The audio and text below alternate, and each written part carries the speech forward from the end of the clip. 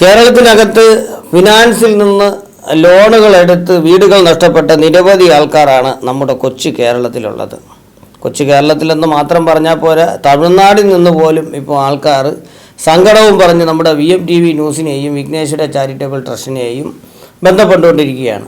എന്തായാലും അതിനുവേണ്ടി ഞങ്ങളൊരു ആശ്രയ സമ്മാന പെരുമഴ എന്നൊരു സ്കീം 100 വീട് പദ്ധതിയിൽ ഉൾപ്പെടുത്തി ഇവരെ തൽക്കാലം രക്ഷിക്കാനുള്ള ഒരു നടപടിയുമായി ഞങ്ങൾ മുന്നോട്ട് പോയിക്കൊണ്ടിരിക്കുകയാണ്. അതിൻ്റെ ഭാഗമായി തന്നെ നമ്മൾ കുടുംബക്കാർ എല്ലാവരും കൂടി പളനി മുരുകനെ കാണാനായി ഞങ്ങൾ ഇവിടെ എത്തിയിരിക്കുകയാണ്.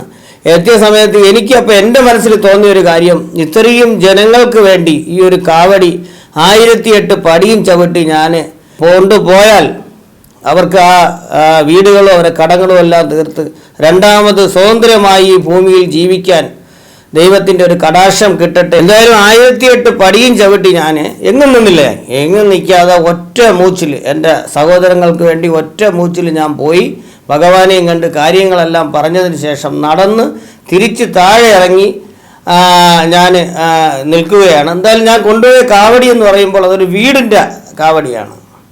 ഭഗവാന്റെ കടാക്ഷത്താൽ എല്ലാ സഹോദരങ്ങൾക്കും ഒരു വീടെന്നുള്ള ഭവനം യാഥാർത്ഥ്യമാകണം എന്നാണ് എനിക്ക് പറയുന്നത്. അതോടൊപ്പം നമ്മൾ ചെയ്യുന്ന ഈ ഒരു പ്രവൃത്തി, ആശ്രയ സമ്മാന പെരുമഴ 2025 എന്ന ഈ ഒരു പദ്ധതിക്ക് ഗവൺമെൻറ്റും അംഗീകാരം തരുമെന്നാണ് എനിക്ക് തോന്നുന്നത്. എന്തായാലും ഞങ്ങൾ ഈ ഒരു ജനങ്ങളുടെ അല്ലെങ്കിൽ ഈ എൻ്റെ സഹോദരങ്ങളുടെ വീട് തിരിച്ചെടുക്കുന്നതിനുള്ളൊരു പ്രവൃത്തിയുമായി മുന്നോട്ട് തന്നെ പോയിക്കൊണ്ടിരിക്കുകയാണ്. എന്തായാലും അതിനൊരു പരിഹാരം അല്ലെങ്കിൽ അതിന് വേണ്ടുന്ന കാര്യങ്ങൾ ഭഗവാന്റെ കടാക്ഷത്താൽ നടക്കുമെന്ന് പ്രതീക്ഷിച്ചുകൊണ്ട് നിർത്തട്ടെ.